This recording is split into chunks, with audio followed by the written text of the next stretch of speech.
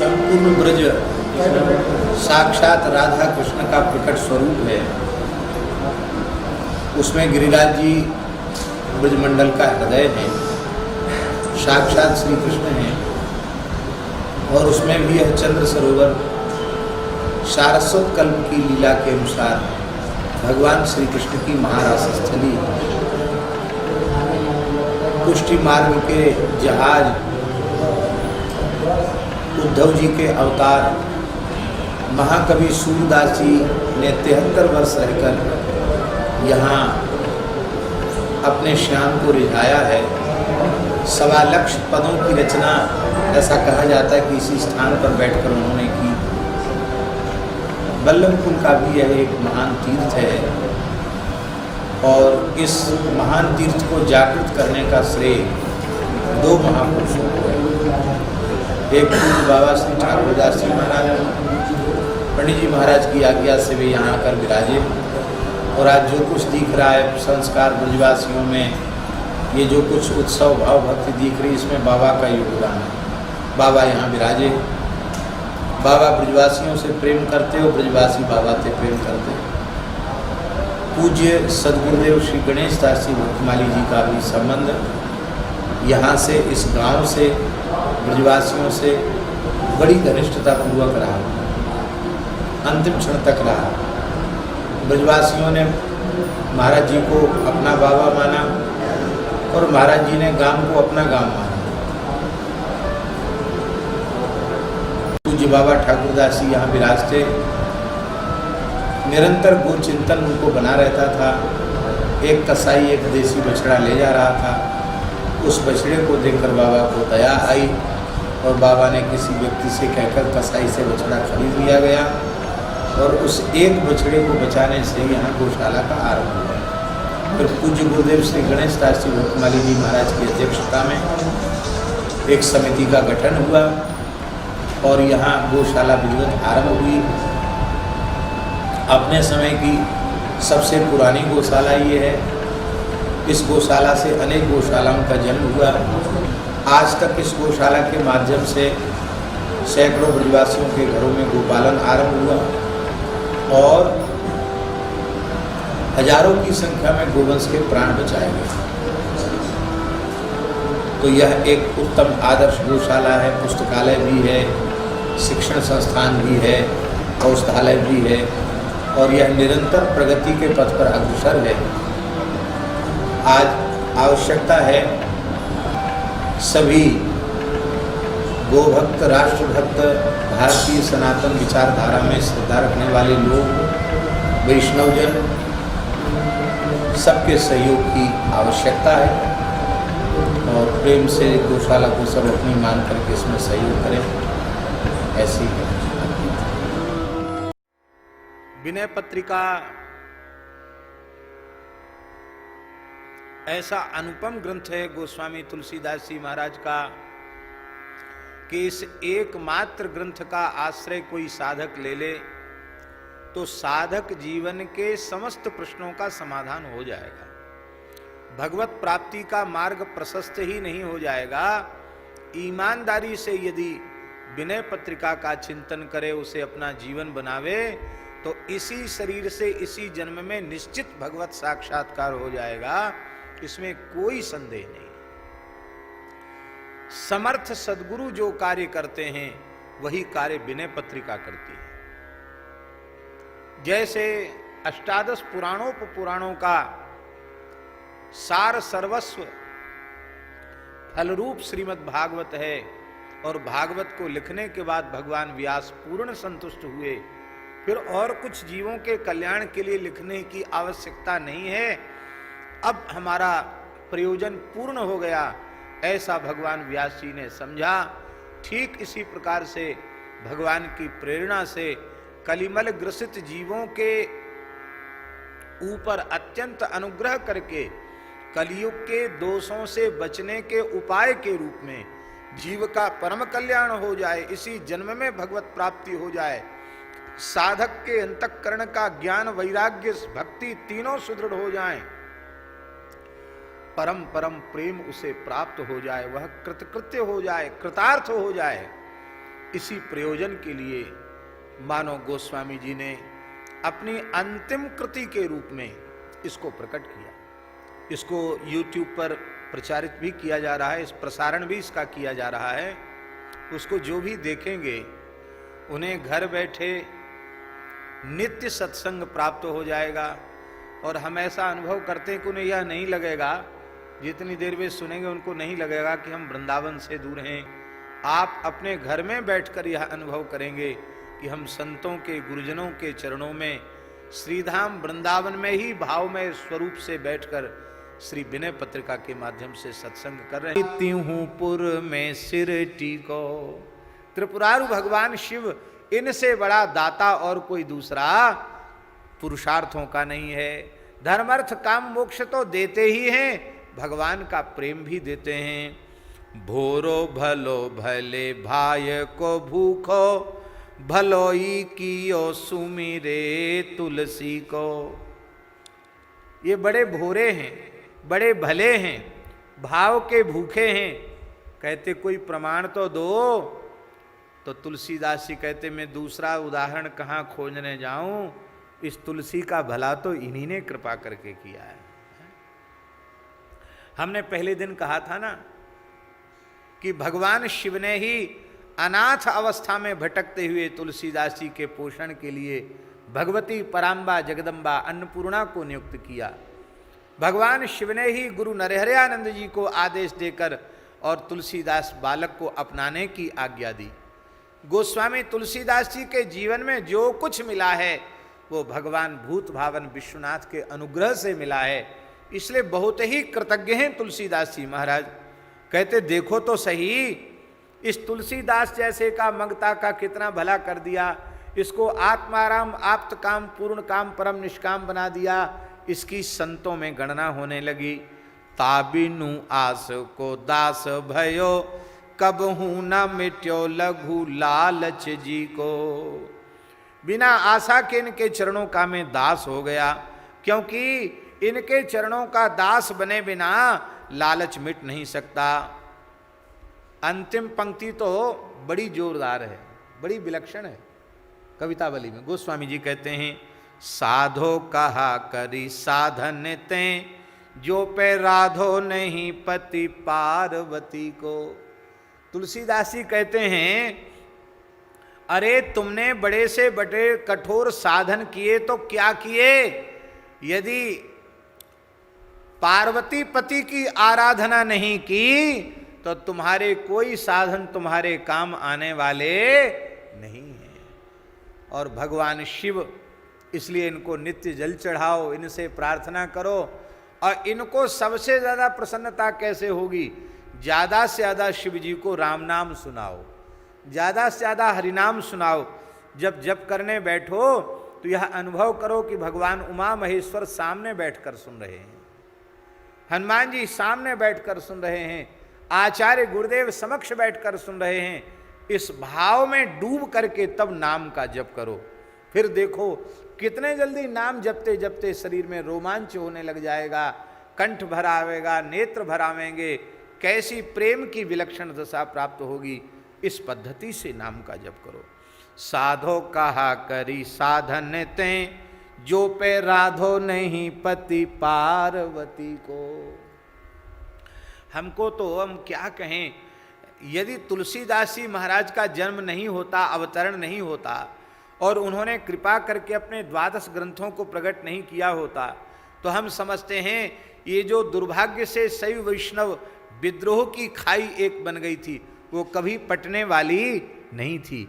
आज सबको इस महान भगवान शिव के प्रति अपराध से बचाने वाले, भागवतापचार से बचाने वाले, महाभागवतापचार से बचाने वाले कोई महात्मा हैं तो वे महात्मा हैं पूज्यपाद प्रातस्मरणीय अनंत श्री समलंकृत वास्तविक इस भारतवर्ष के जगत गुरु श्री गोस्वामी तुलसीदास जी। दीन दयालु दिबोई भावे, जाचक सदा सुहाही। देखो जो उदार होता है ना, उसी के दरवाजे पर मांगने वालों की भीड़ इकट्ठी होती है।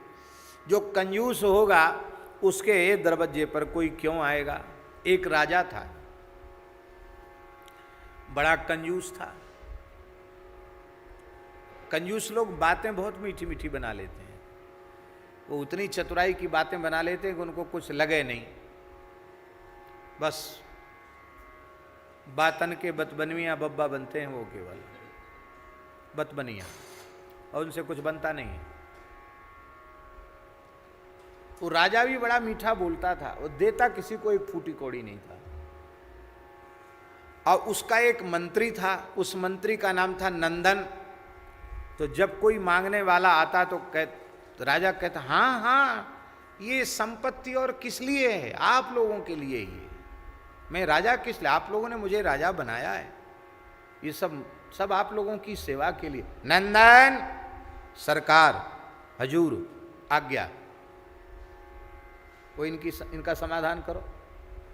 और समाधान का मतलब वो तो महाराज 5 कदम और आगे था। राजा कंजूस था तो वो मक्खी चूस था। 2 भाई थे, उनका नाम तो कुछ और रहा होगा, पर वहीं से कंजूस मक्खी चूस उपाधि चली। समझे? ठंडी का समय आया, कान में दर्द हुआ तो बड़े भाई ने कहा कि थोड़ा सरसों का तेल 2 बूंद कान में डाल दो। जीवन में कभी खर्च तो किया नहीं था, नमक भी खर्च नहीं करते थे वो लोग, घी को सूंघते भी नहीं थे, खाली दर्शन कर लेते थे। ऐसे थे महाराज, महाकंजूस थे, बहुत लोभी थे। दोनों भाई भाई थे, सहोदर भ्राता थे। तो बड़े भाई के कान में तेल थोड़ा डाला, तो बड़े भाई ने कहा था कि 2 बूंद ही डालना। कान में ऐसा कोई तो होता नहीं कि तेल पूरा भीतर ही चला जाए, वो तो जितना है उतना चिकना हो के बाद ही बाहर आ जाता है। तो अब वो कान में ऐसे करें तो बाहर आ जाएगा। तो बड़े भाई ने बहुत डांट करके कहा, अरे इतना तुमने हमारा नुकसान कर दिया पैसे का, बताओ कितना तेल कान में, इतना तेल भरा जाता कान में, अब क्या होगा इसका, ये बेकार जाएगा। उसने कहा, भाई साहब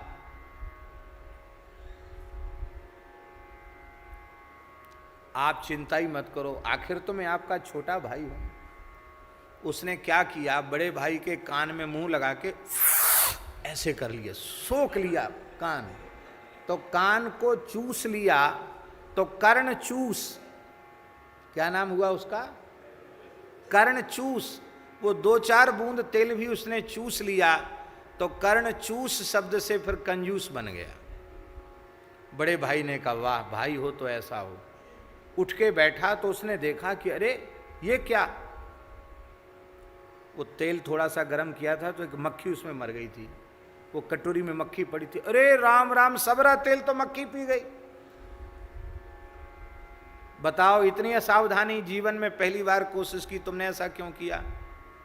तो उसने मक्खी को अपनी जीभ पर रखा, थोड़ा चूस करके फेंक दिया। तो मक्खी को चूस कर जितना तेल पी गई थी उसको भी हम बेकार नहीं जाने देंगे, उसने फेंक दिया। तब लोग ये तमाशा देख रहे थे। तो छोटे भाई का नाम तो पड़ गया कंजूस और बड़े भाई का नाम पड़ गया मक्खी चूस। ऐसे ही थे महाराज ये दोनों, राजा कंजूस तो उसका मंत्री मक्खी चूस था। एक बेचारा गरीब दरिद्र ब्राह्मण, उस ब्राह्मण को अपनी पुत्री का विवाह करना था। विवाह अच्छे परिवार में तय हो गया था, पर उनकी प्रतिष्ठा के अनुरूप कुछ धन खर्च करने का सामर्थ्य उस बेचारे ब्राह्मण में नहीं था। ब्राह्मण राजा के यहाँ पहुँचा, बोला महाराज हम गरीब ब्राह्मण हैं और शास्त्रों के पंडित तो हम ही, आप जानते ही हो। अरे बोले आप हमारे राज्य की शान हो, बहुत अच्छी बड़ी कृपा की, ये सब आपके लिए ही तो है। नंदन, हाँ सरकार। अरे पंडित जी का समाधान करो। हाँ बिल्कुल समाधान सरकार। अब वो रोज भटकावे, आज नहीं कल आना, आज नहीं कल आना, आज नहीं कल आना। होते होते होते होते बेटी के ब्याह का मना भी नहीं किया। वो ऐसा ही करता था कि अंत में व्यक्ति हार जाए और फिर मांगना ही छोड़ दे, ऐसा करता था वो, द्वारा आवे नहीं। पर पंडित जी तो पंडित जी ठहरे, उन्होंने कहा कि हम छोड़ेंगे नहीं। अब बेटी के ब्याह में 3 ही दिन रह गए और ये तो रोज भटका रहा है, अब क्या करें। तो ब्राह्मण किसी भी युक्ति से फिर राजा के दरबार में पहुंच गया। राजा ने कहा, कहिए पंडित जी कैसे पधारे? बोले आपको याद होगा लगभग महीना भर पहले हम आए थे। बोले हाँ आए तो थे।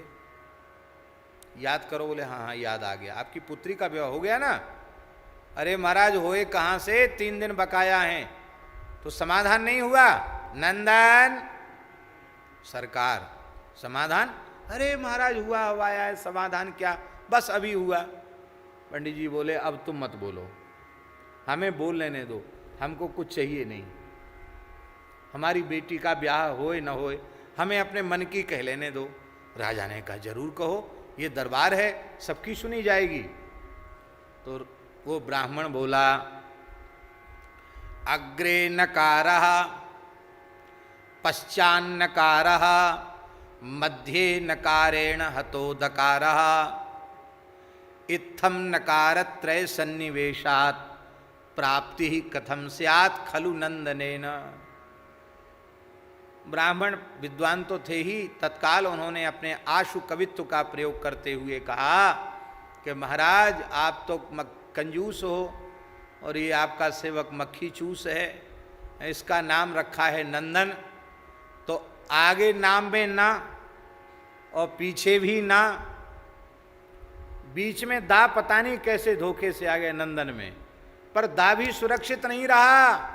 मध्य नकारेण हतो दकारः, नकार दकार के पेट में घुस गया, फाड़ दिया उसका पेट। तो जिसके नाम में ही 3 बार ना है वो किसी को कुछ कैसे देगा? बस हमें दया करो, बकस दो हमको। हाँ? तब कहते हैं कि राजा ने तो बेशर्माई से कुछ उसको देना पड़ा। ऐसे लोग होते हैं। आहा, लेकिन दीन दयालु दिवोई भावत जाचक सदा सुहाही। इनको तो याचक ही अच्छे लगते हैं। ये भगवान शिव का दातृत्व गुण है, दातापने का दिव्य गुण है। कहते हैं देखो तो सही इनकी करुणा कैसी है। पहले कामदेव को जला दिया और जब रति रोने लगी तो अब ते रति तब नाथ कर हो यही नाम अनंग। बिनु बपु व्यापहि सवहि पुनि सुन निज मलन प्रसंग। ये बिना अंग के सबको व्याप्त होगा और मेजे फिर मिलने का प्रसंग हम तुमको बताते, कैसे तुमको प्रत्यक्ष मिलेगा। शंकर जी का स्वभाव कैसा है, कितने दयालु हैं, कैसे दाता हैं। इसलिए गोस्वामी जी ने कहा, सासति करी पुनि करे पसाऊ, नाथ प्रभुन कर इहे सुभाऊ। आहा, देखो अपने से बड़े जब कभी शासन करें ना तो उनके भीतर तो अपार दया और करुणा का भाव होता है, और उस दया करुणा के कारण वे अपने निकटवर्ती व्यक्तियों के दोषों को रहने नहीं देना चाहते हैं, उनको दोषयुक्त नहीं देखना चाहते, उनके दोषों में सुधार करना चाहते हैं, उसको निर्दोष बनाना चाहते हैं। और वो व्यक्ति समझता ही नहीं है, वो अपराध से पर अपराध करता चला जाता, प्रमाद पर प्रमाद करता चला जाता है। तो भीतर तो उनके मन में अपार करुणा दया का भाव होता है, पर ऊपर से थोड़ी कठोरता का अभिनय करते हैं, नाटक करते हैं। और कई बार इतना कठोर नाटक कर देते हैं कि दूसरे लोग भी घबरा जाएं, कह रहे इनकी दयालुता कृपालुता आज कहाँ चली गई। अब बताओ इससे बड़ी कठोरता और क्या होगी कि काम को जलाकर भस्म कर दिया। अरे कम से कम 2-4 बात पूछते, क्यों आए, किसने भेजा, कुछ नहीं। उस बेचारे को अपनी कहने का अवसर ही नहीं दिया। तब शिव तीसर नैन उघारा, चितवत काम भय उजर छारा। एक बार जला दिया और फिर सासति कर, पहले शासन कर दिया, और फिर करे पसाऊ, फिर द्रवित होकर कृपा कर दी। नाथ प्रभु न कर इह स्वभाव। महापुरुषों का, बड़े लोगों का ऐसा ही स्वभाव होता है। इसका मतलब है जब वे विशेष कृपा करना चाहते हैं तो ही थोड़ी कठोरता का नाटक करते हैं। सामान्य कृपा में ये नाटक नहीं होता है।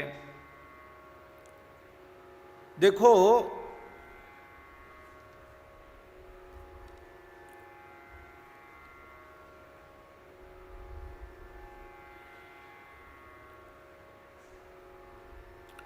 भगवान शंकर ने काम को जलाया। ये लीला सामान्य लीला नहीं है, ये बहुत रहस्यपूर्ण लीला है। मदन दहन लीला, काम दहन लीला असामान्य लीला है। पंडित श्री राम किंकर उपाध्याय जी ने अपने विनय पत्रिका के ऊपर जो उन्होंने प्रवचन किया, उसमें बड़ा सुंदर काम दहन लीला का आध्यात्मिक भाव उन्होंने घटाया, बहुत सुंदर घटाया। देखो,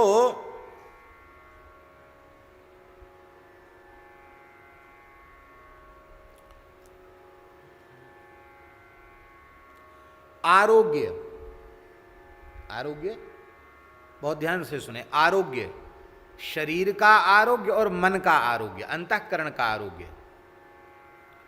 धर्म, अर्थ, काम और मोक्ष, इन सब का मूल कारण है काम दहन। फिर से सुने, काम दहन का अर्थ क्या है? जो विपरीत कामनाएं, इच्छाएं हमें आरोग्य से वंचित करती हैं, शारीरिक मानसिक आरोग्य से वंचित करती हैं, धर्म अर्थ काम मोक्ष चतुर्विध पुरुषार्थों से वंचित करती हैं, ऐसी कामनाओं का दहन ही कामदान है।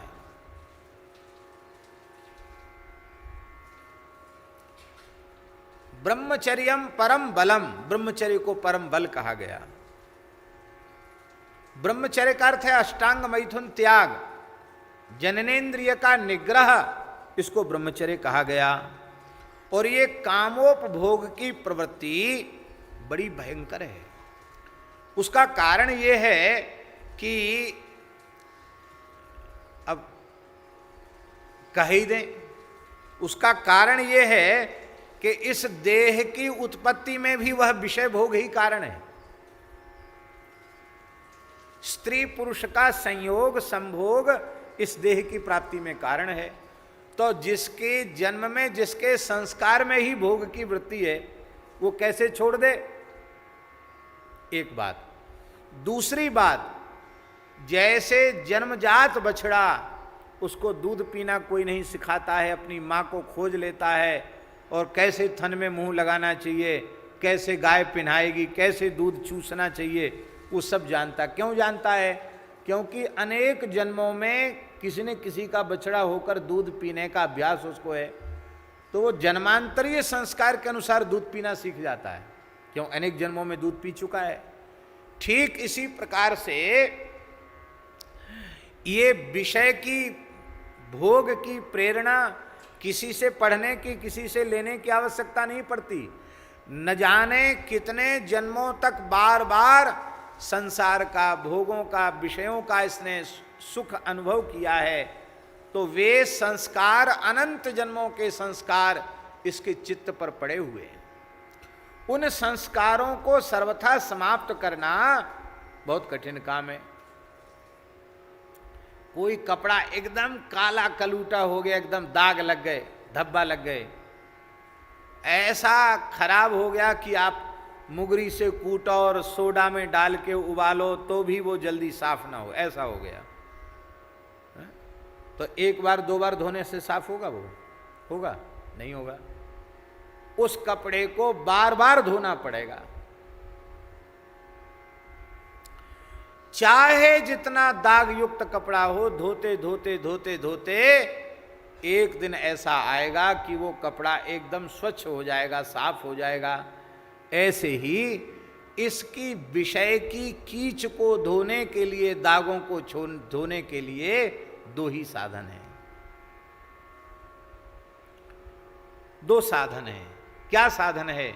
ये काम वासना, विषय की वासना का जो संस्कार चित्त पर पड़ा हुआ है, इसके धोने के साधन क्या हैं? बहुत प्यारी बात है। नाम के सावन सिरजन होई, कुमति मैल सब डारे धोई। ये कुमति विषय वासना से वासित बुद्धि ही कुमति है, इसको धो डाले। ये कैसे होगा? बोले नाम का सावन लगाओ, अपने चित्तरूपी गुदड़ी पर नाम का सावन लगाओ। अब हम आपसे पूछते हैं कि चाहे जितना अच्छी क्वालिटी का सावन हो, बड़ी अच्छी से अच्छी कंपनी का बनाया हुआ सावन हो, तो बड़े से बड़े जिद्दी दाग छुटाने में समर्थ हो, और उस सावन को आप सूखे कपड़े पर रगड़ो, पानी न डालो, तो क्या बढ़िया से बढ़िया सावन भी कपड़े को स्वच्छ कर पाएगा? कर पाएगा? नहीं कर पाएगा। उसको बार बार पानी डालना पड़ेगा, पानी से भिजाना पड़ेगा। बिना जल के सावन भी साफ नहीं कर सकता। बहुत ध्यान से सुने, नाम सावन है पर नित्य सत्संग जल है, नित्य सत्संग जल है। इसलिए नाम जापक को आजकल तो यंत्रों की भी सुविधा हो गई है, उनसे नित्य सत्संग करना चाहिए। मान लो वैसे ना भी संभव हो तो रामचरितमानस का थोड़ा सा, भले ही 5 दोहा पाठ है भावपूर्वक, थोड़ा एक आध किसी भक्त चरित्र का पाठ, विनय पत्रिका के भले ही एक ही पद का पाठ, इस भाव से पाठ कि इन महापुरुषों के द्वारा हमें सत्संग प्राप्त हो रहा है। तो सत्संग का जल और नाम रूपी सावन, इसका प्रयोग लगातार करते रहोगे, क्योंकि 1-2 जन्म की कालिख नहीं है, अनंत जन्मों की कालिख है। ये धुल जाएगी, और जब धुल जाएगी तो अब गुदरी की कर होशियारी, दाग न लागे देख विचारी। फिर इस गुदड़ी को इस होशियारी से रखना है कि इसमें फिर कोई काम क्रोध आदि का दाग न लग पावे। और ऐसा हो जाता है, दास कबीर जतन ते ओढ़ी, ज्यों की त्यों धर दीनी चदरिया। ज्यों की त्यों धर दी, अर्थात उसमें किसी प्रकार का दाग नहीं लगने दिया। ये बात है। नित्य सत्संग और निरंतर नाम का जप, ये 2 साधन अंतिम श्वास तक साधक को करने चाहिए, ये कभी छोड़ना नहीं चाहिए। हमारे लाल बाबा के कमरे में इतनी सफाई जो रहती है,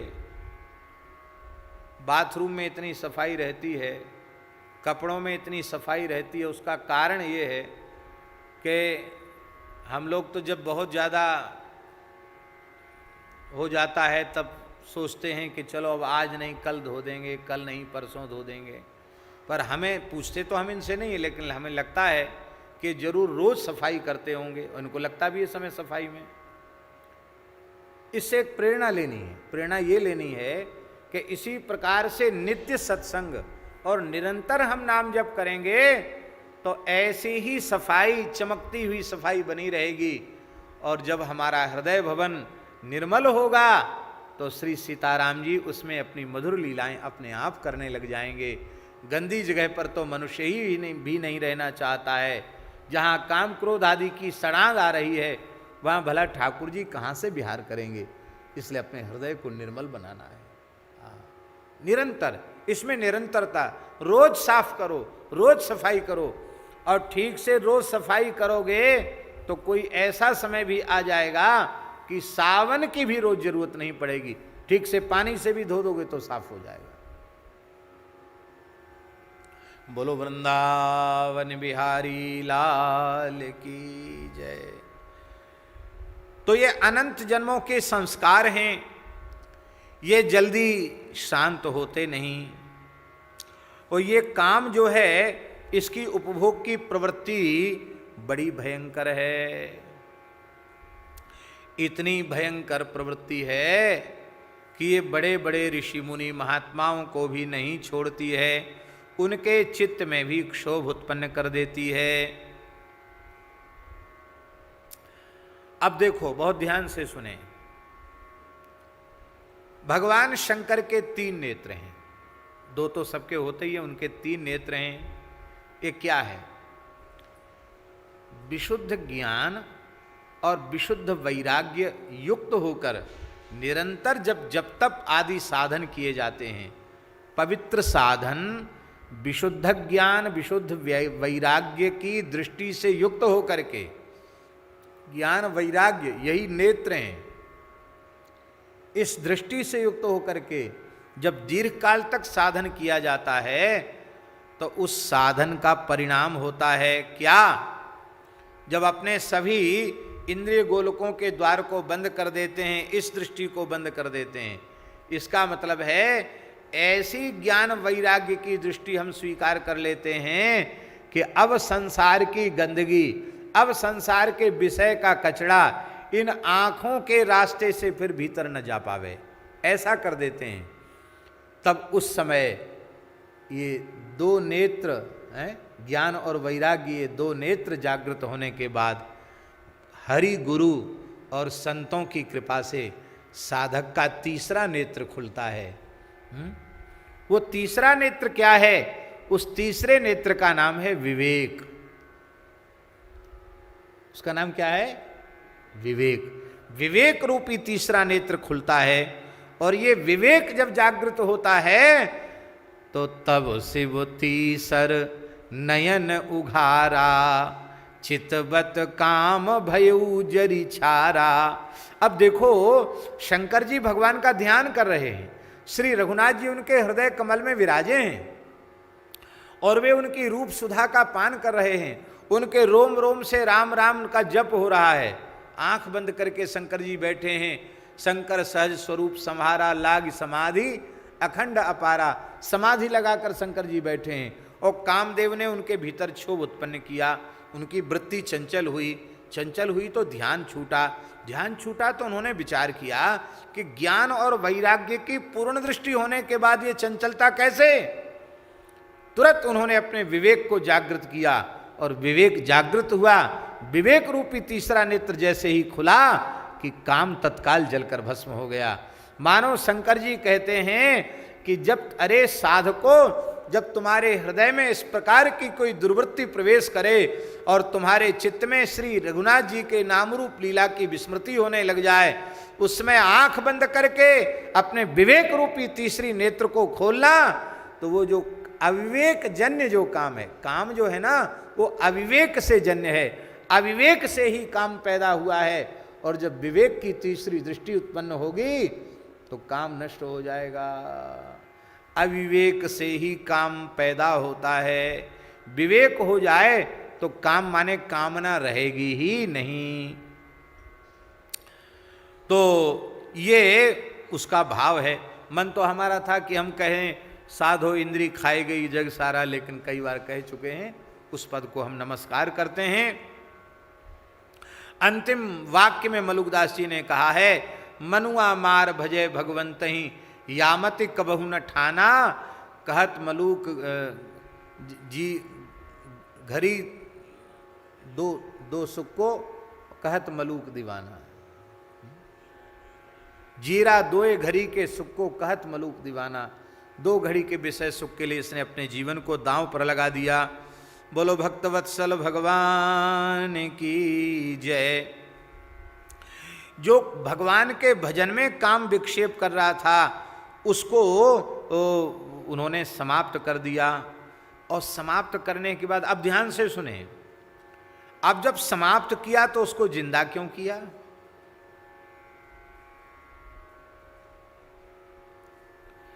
काम को जलाकर उमा से विवाह किया।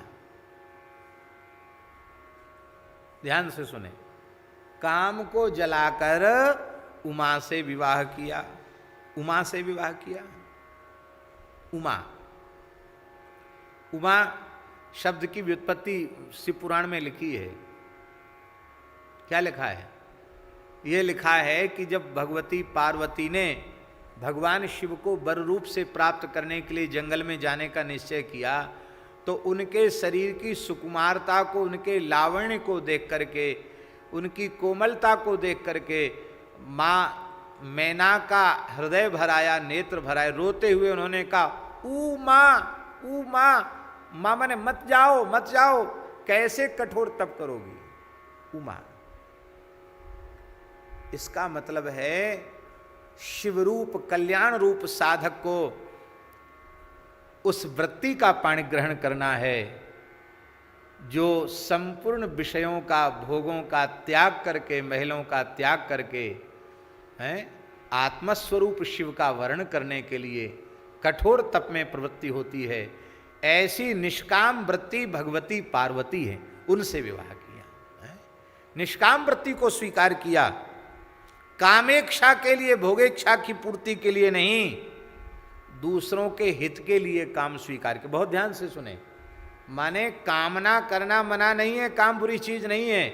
हमारी इच्छा से, हमारी कामना करने से यदि किसी का हित होता हो तो कर दें हित। तो भगवान शंकर के विवाह से देवताओं का हित हो गया। देवताओं का क्या हित हुआ? तारकासुर से पीड़ित थे देवता, और भगवान शंकर के शुक्र से जो संतान उत्पन्न, जो पुत्र उत्पन्न होगा, वही तारकासुर का वध करेगा, ऐसा ब्रह्मा जी ने शाप वरदान दिया था उसको। तो देवताओं का हित, देवताओं का हित का मतलब है संपूर्ण प्रकृति का हित, संपूर्ण पिंड ब्रह्मांड का हित। ध्यान में आई बात? यदि हमारी कामना करने से अपना भी हित होता हो, सारे पिंड ब्रह्मांड का हित होता हो, सबका कल्याण होता हो, तो ऐसी कामना बंधन कारक नहीं है। जो काम भजन में विक्षेपक है उसे तो साधक को जला ही देना चाहिए। शंकर जी ने विवाह किया, और विवाह करके किसको उत्पन्न किया? भगवान कार्तिकेय को उत्पन्न किया, स्कंद को उत्पन्न किया, कार्तिकेय को उत्पन्न किया, षडानन को उत्पन्न किया। महाराज जी श्री राम मंत्र के आचार्य हैं कार्तिकेय जी महाराज। इनके जो 6 मस्तक हैं वो षडक्षर श्री मंत्रराज के प्रतीक हैं। अखंड ब्रह्मचर्य पालन करते हुए शिव पुराण के अनुसार आज भी वे निरंतर श्री शैलम में, आज भी निरंतर वो भगवान के नाम का जप कर रहे हैं। ऐसे भगवान कार्तिकेय। और वो भोग की जो प्रवृत्ति, अशुभ प्रवृत्ति है, वही तारकासुर है। उस तारकासुर का भगवान कार्तिकेय विनाश कर देते हैं। बोलो भक्तवत्सल भगवान की जय। इसलिए ये मदन दहन लीला क्या है, ये काम दहन लीला क्या है? कहते हैं भगवत अनुभूति में विक्षेपक काम को जलाकर और भगवती पार्वती के साथ पाणी ग्रहण करना। ये भगवती पार्वती कौन है? बहुत ध्यान से सुने।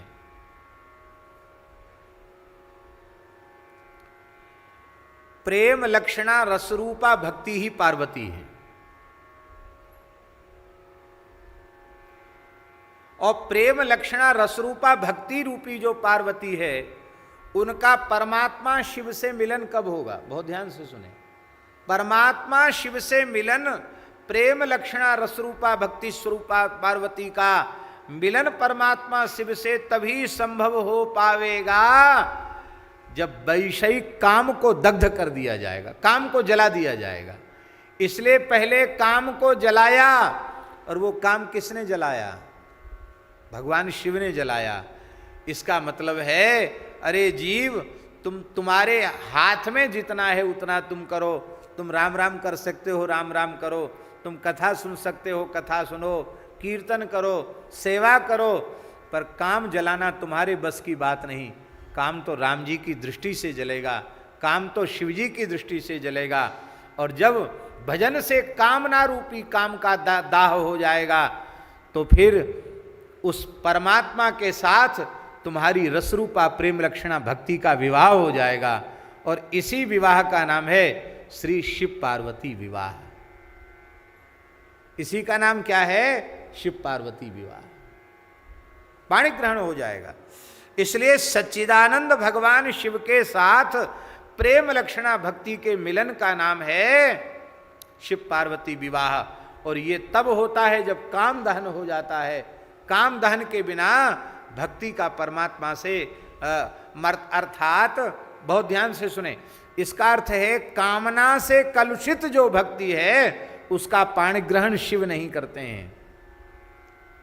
उसी भक्ति का पाणी ग्रहण शिव करते हैं जो सर्वथा कामना से शून्य है, जिसको कपिल भगवान ने श्रीमद् भागवत में कहा, अनिमित्ता भागवती भक्ति सिद्धिर्गरीयसी जरयत्यासुया कोशम निर्गीर्ण मनलो यथा। जैसे प्रचंड अग्नि लोहे के जंग को जलाकर भस्म कर देती है, ऐसे ही जैसे प्रचंड अग्नि लोहे की जंग को जलाकर भस्म कर देती है, ऐसे ही निष्काम भक्ति कामना की सारी जंग को जलाकर भस्म कर देती है, राख कर देती है। कैसे हैं शंकर जी? बोले जोग कोटि करी जो गति हरि सो, मुनि मांगत सकुचाही। इन सब का अर्थ तो हम सरलार्थ कर चुके हैं, लेकिन थोड़ा थोड़ा इनकी भाव की व्याख्या कर रहे हैं। मोक्ष जो है ना, दुर्लभ नहीं अति दुर्लभ है। देवताओं को भी मोक्ष दुर्लभ है। ध्यान में ही बात। नल कुंवर मणिग्रीव नारद जी के शाप से वृक्ष हो गए और श्री कृष्ण का प्रत्यक्ष दर्शन हो गया, लेकिन इसके बाद कहां के चले गए? गोलोक गए कि वैकुंठ गए, साकेत गए, कहां गए? पुनः नलकुंवर मणिग्रीव के रूप में अपने पद पर प्रतिष्ठित हो गए। इसका मतलब है देवता बनकर साधन करोगे तो भी मोक्ष नहीं होगा, मनुष्य जन्म लेकर साधन करना पड़ेगा, तब मुक्ति होगी।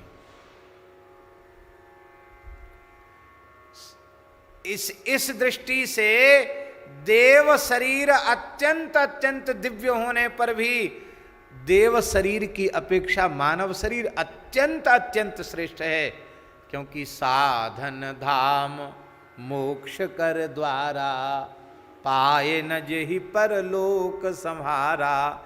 ये मोक्ष का द्वार है।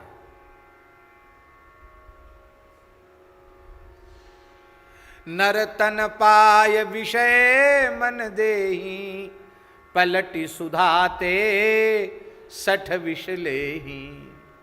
इसलिए महाराज ये मानव शरीर अत्यंत दुर्लभ है, अत्यंत दुर्लभ है। ऐसी मुक्ति को काशी में भगवान शिव बांटते हैं।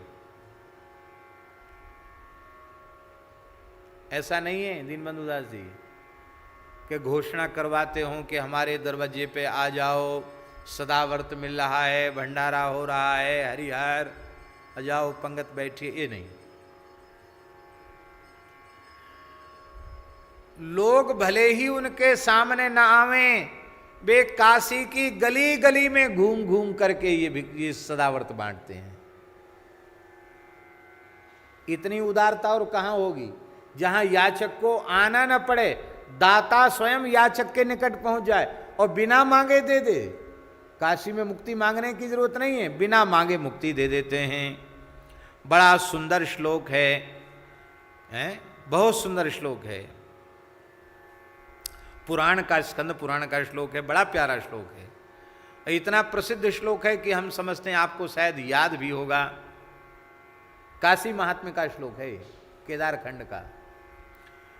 पेयम पेयम श्रवण पुटके, पेयम पेयम श्रवण पुटकई राम नामाभिरामम, ध्येयम ध्येयम मनसि सततम तारकम ब्रह्मरूपम, जल्पन जल्पन प्रकृति विकृतौ प्राणिनां कर्णमूले, वीथ्यां वीथ्यामटति जटिलः कोऽपि काशी निवासी, वीथ्यां वीथ्यामटति जटिलः कोऽपि काशी निवासी। इस श्लोक को पूज्य करपात्री जी महाराज भी बोलते थे, पूज्य बक्सर वाले मामा जी भी खूब बोलते, और पूज्य गुरुदेव भी यदा कदा बोलते थे। बोले एक जटाधारी योगी काशी की गली गली में घूम रहा है, बीथ्याम बीथ्याम अटति, गली गली में घूम रहा, काशी में गलियां बहुत हैं, हर गली में घूम रहा है एक जटाधारी। क्यों घूम रहा है? बोले आवाज लगा रहा है। क्या? बोले पेयम पेयम श्रवण पुटकई राम नामाभिरामम। हे काशी वासियों, श्री राम जी के अत्यंत अभिराम नाम को इन कानों के दोनों में भर भर के पियो। कर्ण पुटकई, इन कानों के दोनों में भर भर करके राम नाम को पियो। पेयम पेयम श्रवण पुटके राम नामाभिरामम। अत्यंत अभिराम जो श्री राम जी का नाम है, उस राम नाम को इन कानों के दोनों में भर भर के पियो। और क्या करें? और क्या संदेश देता है वो जटाधारी योगी काशी की गली गली में घूम घूम करके? और कहते हैं, वे योगीराज कहते हैं कि मनसी ध्येयम, अपने मन में ध्यान करो, किस? सततम तारकम ब्रह्म रूपम। बहुत ऊंची बात है। बोले राम जी का ध्यान नहीं, राम जी का ध्यान न बने तो श्री राम तारक मंत्र का ही अपने हृदय में ध्यान करो, नामाक्षरों का ध्यान करो, राम नाम का ध्यान करो। इन कानों के दोनों में भर भर करके राम नाम का अमृत पियो। भोले बाबा काशी की गली गली में अलग जगा रहे हैं। राम नाम को, राम नाम रूपी अमृत को दोनों में भर भर के पियो और ध्यान करो। इसलिए महाराज ध्यान न बने तो नामाक्षरों का ही ध्यान करना चाहिए, उसी से नामी प्रकट हो जाएंगे, उसी में सब कुछ अनुभव होने लग जाएगा। ध्यान करो। ऐसा कहते हुए सबके कान के पास अपना मुख ले जाकर कहते हैं, राम राम करो, राम राम करो, राम राम करो। ऐसा सबको भगवान शिव कहते हैं। हमने तो ऐसा सुना है कि काशी में मणिकर्णिका पे दाह संस्कार के लिए मृत शरीर आते हैं तो लोग जान जाते कि इसके कान में शंकर जी ने मंत्रोपदेश कर दिया। कहते दाहिना कान थोड़ा उठ जाता है उसका। आज भी काशी में मणिकर्णिका पर पहुंचने वाले मृतक का दाहिना कान थोड़ा सा उठ जाता है, एक अलग प्रकार का हो जाता, मानो भगवान शिव उसको उपदेश कर देते हैं। ऐसे भगवान शिव हैं। षडक्षर श्री राम तारक मंत्र आज का उपदेश करते हैं। इसलिए महाराज जी राम तापनी उपनिषद में लिखा है, मुमूर्षोर दक्षिणे कर्णे यस्य कस्यापि वा स्वयं उपदेक्ष्य उपदेशेक्ष तन्मंत्रान मन मंत्र समुक्तो भविता शिव। भगवान श्री राम ने कहा है कि हे शिव जी, आप मरने वाले के दक्षिण कर्ण में मेरा नाम सुनावेंगे, वो निश्चित ही मुक्त हो जाएगा। अब यहाँ एक विशेष बात है कि काश्याम मरणान मुक्ति ही और ऋते ज्ञानान्न मुक्ति। काशी में मरने से मुक्ति होती है और बिना ज्ञान के मुक्ति नहीं होती है। एक बार दास काशी गया तो सतुआ बाबा मठ के पीठ के परम पूज्य श्री बड़े महाराज जी,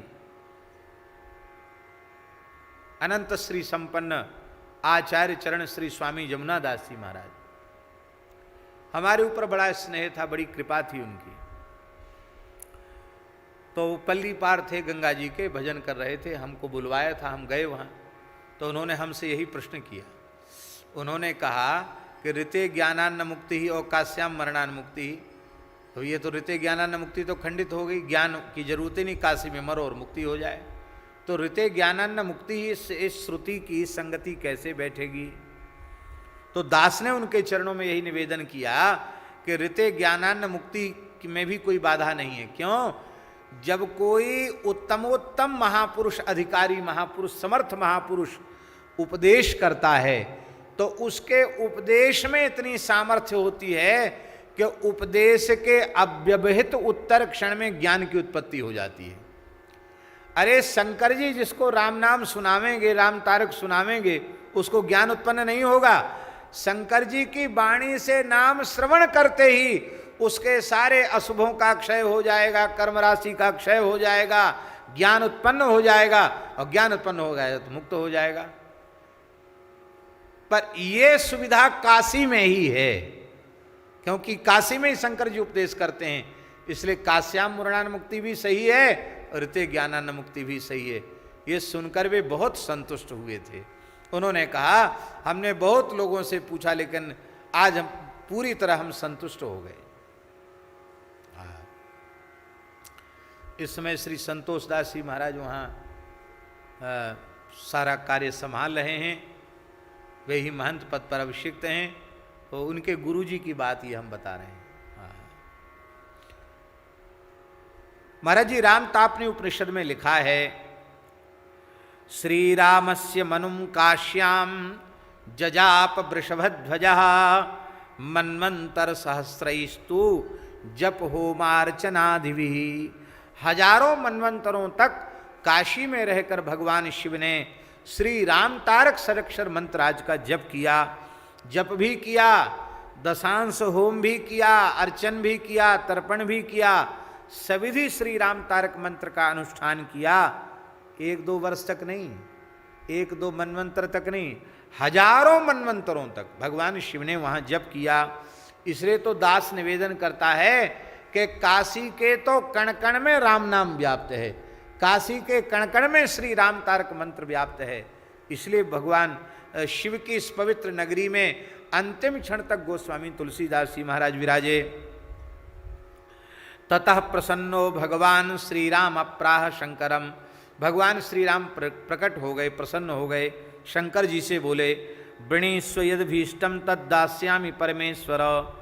बोले हे परमेश्वर तुमको जो भी अभीष्ट हो तुम मांग लो। शंकर जी ने कहा मणिकर्णिकायाम मम क्षेत्रे गंगायाम वा तटे पुनः म्रियते देहि तज्जंतुर मुक्ति नातो वरांतरम। मणिकर्णिका में किसी की मृत्यु हो जाए, गंगा जी के तट पर मृत्यु हो जाए, गंगा जी के जल में भी मृत्यु हो जाए तो वह मुक्ति को प्राप्त करे, यह आप हमें कृपा करके दे दीजिए। क्योंकि जीव मुक्ति से विमुख होकर के न जाने कितने जन्मों से अविद्याजन्य क्लेश को भोग रहे हैं। भगवान तो बहुत प्रसन्न थे। भगवान बोले आपने तो कहा केवल मणिकर्णिका, गंगा जी और गंगा जी का तट, पर हम ये थोड़ा और व्यापक दायरा कर देते हैं। कितना? कहते क्षेत्रे तव देशे च यत्र कुत्रापि वा मृतः। इस पूरे आपके काशी क्षेत्र में कहीं भी कोई मर जाएगा, कृमि कीटादयो प्यासु मुक्ता संतु च न चान्यथा। कीड़े मकोड़े भी मुक्त हो जाएंगे, इसमें कोई संदेह नहीं है। मुमूर्षोर दक्षिणे कर्णे यस्य कस्यापि वा स्वयं उपदेक्ष्यसि मन्मंत्रम समुक्तो भविता शिव। तुम जिसके कान में उपदेश कर दोगे वह तो मुक्त हो ही जाएगा। शंकर जी बोले महाराज, भगवान बोले बस बात यह है आपको ये सदाव्रत बांटना है ना मुक्ति का, तो आपको काशी छोड़ के कहीं नहीं जाना पड़ेगा। नहीं तो आप तो घुमक्कड़ महात्मा हो, फक्कड़ महात्मा हो, कभी कहीं कभी कहीं कभी कहीं, तो सदाव्रत फिर कैसे बटेगा मुक्ति का। भोले बाबा बोले हम काशी छोड़ के कहीं नहीं जाएंगे, पर एक शर्त है। क्या शर्त है? बोले आपको भी काशी छोड़ के कहीं नहीं जाना पड़ेगा। हाँ, आप कहो कि हम तो इधर उधर घूमेंगे और हम अकेले यहाँ रहेंगे, सो संभव नहीं। भगवान ने कहा मैं यहाँ इस काशी क्षेत्र को छोड़कर कहीं नहीं जाऊंगा। तो तत्काल विश्वनाथ जी के निकट भगवान श्री राम ही अविमुक्तेश्वर शिवलिंग के रूप में प्रकट हो गए।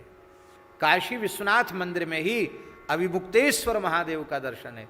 प्राय लोग काशी जाते हैं, विश्वनाथ जी का दर्शन करते हैं, अविमुक्तेश्वर का दर्शन किए बिना चले आते हैं। पर काशी के पुराने महापुरुषों से, विद्वानों से आप पूछो तो वो कहेंगे विश्वनाथ जी के गुरु। विश्वनाथ जी तो सबके गुरु हैं। विश्वनाथ जी के गुरु कौन हैं? तो अविमुक्तेश्वर महादेव को विश्वनाथ जी का गुरु बताते हैं। ये विश्वनाथ जी के गुरु हैं। गुरु का मत है इष्ट हैं, पूज्य हैं, क्योंकि श्री राम ही वहां शिवलिंग रूप में है। इसलिए अविमुक्तेश्वर का दर्शन किए बिना विश्वनाथ जी के दर्शन को पूर्ण नहीं माना जाता। इसलिए अविमुक्तेश्वर पूजन करके विश्वनाथ जी का पूजन करना, अविमुक्तेश्वर को प्रणाम करके विश्वनाथ जी को प्रणाम करना। अब कभी काशी जाना तो जरूर पूछना अविमुक्तेश्वर कहाँ है। बिल्कुल सामने ही है, उसी परिसर में ही अविमुक्तेश्वर महादेव विराजमान है। बोलो अविमुक्तेश्वर भगवान की जय। काशी के कण कण में भगवान हरिहर विराजमान हैं। महाराज जी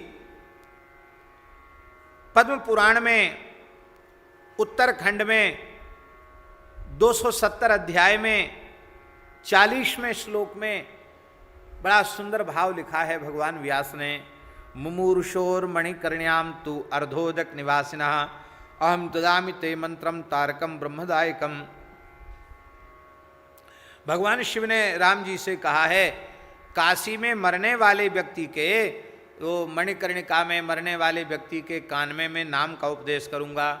और अर्धोदक निवासिना, अर्धोदक जानते ना, अब ये परंपरा धीरे धीरे लुप्त हो गई और आजकल तो ऐसा कोई करेगा तो लोग उसको अच्छा नहीं मानेंगे। अभी भी कहीं कहीं बंगाल में ये परंपरा है। और पूज्य गुरुदेव भक्तमाली जी महाराज कहते थे, मैंने अपनी आंखों से देखा, गंगा सागर क्षेत्र में मरने लग गए तो घर में मरने नहीं देते।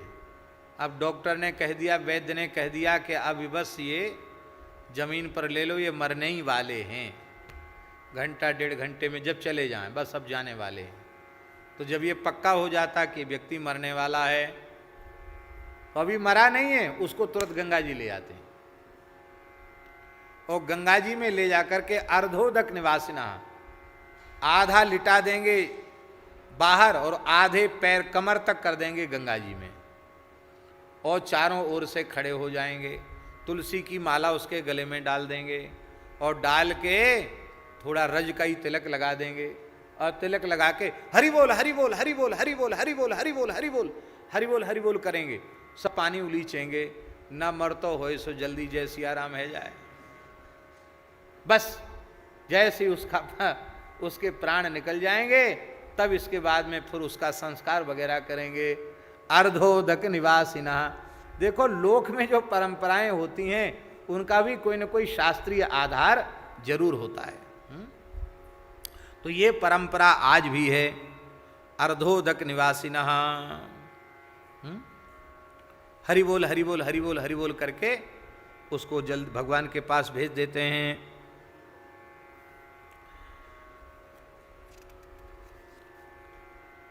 अब भगवत कृपा से हम इसके आगे के पद की चर्चा कर रहे हैं। जय जय श्री राधे, 5वां पद है, बहुत सुंदर पद है। बावरो रावरो नाह भवानी, बावरो रावरो नाह भवानी। आप शंकर जी के प्रेमी भक्त हैं और यदि आपको विनय पत्रिका का ये पद याद नहीं है तो हमें कहने में कोई संकोच नहीं, आप कच्चे भगत हैं शंकर जी के, पक्के भगत नहीं हैं। प्रायः भगवान शिव के प्रेमी भक्तों को ये पद तो याद ही रहता है, बावरो रावरो नाह भवानी, बावरो रावरो नाह भवानी। दानी बड़ो दिन देत दये बिनु, दानी बड़ो बिनु देत दये बिन, वेद बड़ाई भानी, वेद बड़ाई भानी। रावरो बावरो रावरो नाह भवानी, बावरो रावरो नाह भवानी। निज घर की बरबात बिलो कहू, निज घर की बरबात बिलो कहू, हो तुम परम शयानी, हो तुम परम शयानी। शिव की दई संपदा देखत, शिव की दई संपदा देखत, श्री शारदा सिहानी, श्री शारदा सिहानी। बावरो रावरो नाह भवानी, बावरो रावरो नाह भवानी। जिनके भाल लिखी लिपि मेरी, जिनके भाल लिखी लिपि मेरी, सुख की नहीं निशानी, सुख की नहीं निशानी। तिन रंकन को नाक सवारत, तिन रंकन को हो आयो नकबानी, हो आयो नकबानी। बावरो रावरो नाह भवानी, बावरो रावरो नाह भवानी। दुख दीनता दुखी इनके दुख, दुख दीनता दुखी इनके दुख। क्या प्यारी बात है, दुख दीनता दुखी इनके दुख, दुख दीनता।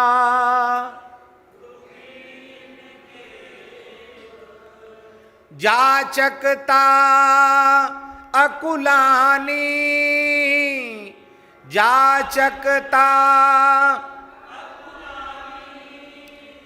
यह अधिकार सौंपिए और ही यह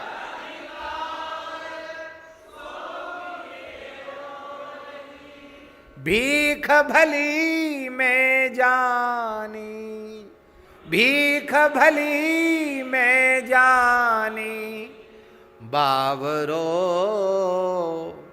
रावरो नाह भवानी, बावरो रावरो नाह भवानी। प्रेम प्रशंसा